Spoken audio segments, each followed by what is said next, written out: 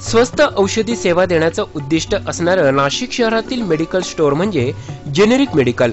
सर्व स्तरातील नागरिकांना स्वस्तात औषधे मिळावी या उद्देशानं या जेनेरिक मेडिकलचं उत्तर महाराष्ट्रात तब्बल 250च्या वर स्टोअर साखळी सुरू आहे। यातीलच एक स्टोअर नाशिकच्या द्वारका भागात सुरू झाले। श्री जेनेरिक मेडिसिन स्टोअर या जेनेरिक मेडिसिन स्टोअरचं उद्घाटन नाशिकच्या आमदार सीमा हिरे यांच्या हस्ते संपन्न झाले। या स्टोअरच्या उद्घाटनाप्रसंगी त्यांनी दुकानाचे संचालक मुळे कुटुंबियांना शुभेच्छा दिल्या।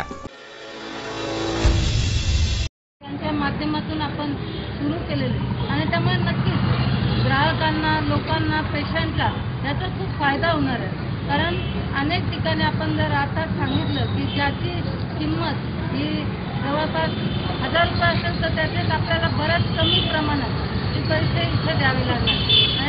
एक प्रकारे ग्राहकांचा खूप फायदा होणार आहे आणि त्यामुळे नक्कीच आपण सगळेजण या स्वस्त औषधी दुकानातून लाभ घ्याल।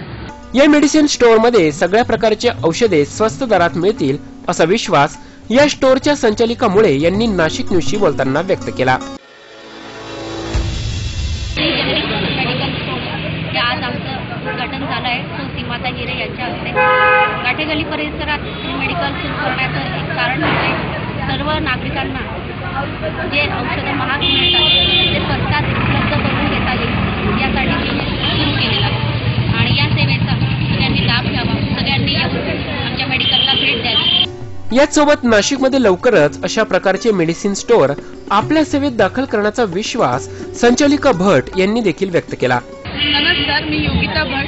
आज मला खूप आनंद होतो आहे की आमच्या श्री जेनेरिक मेडिकलचं आज उद्घाटन झालं आहे माननीय सीमाताई हिरे यांच्या हस्ते। आज मला आनंद जास्त होण्याचं कारण असं आहे की ही आमची दुसरी ब्रांच आहे।